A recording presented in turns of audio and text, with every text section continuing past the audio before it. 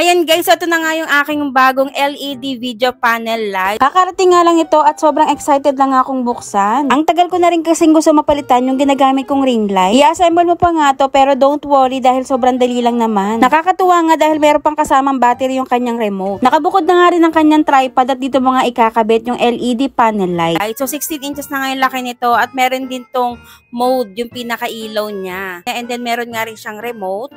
Para dito na lang kayo magse-select ng setting na gusto nyo sa ilaw nyo. So, nandito yung pinaka-power on-off niya. Ayan, i-click nyo lang yan para umilaw.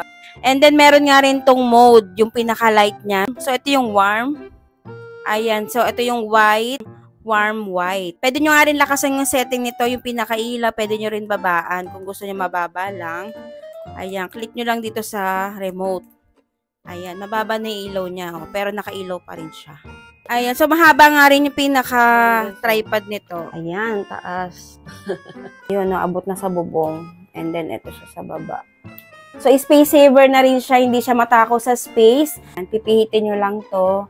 Pwede nyo siyang baba. Depende sa gagawin yung pagbibideo kung ano yung kailangan nyo liwanag. So, tinesting ko nga siya dito sa i-unboxing ko. And then, tingnan nyo naman, ang ganda ng pagkaliwanag niya. So, dapat i-consider mo tong LED video funnel light na to. Lalo na kung ang habol mo is magkaroon ng high quality video. Very useful talaga ng ganitong LED light. Kaya kung ako sa iyo, bumili ka na rin ito. I-click mo na yung ating yellow basket at i-check out mo na yan.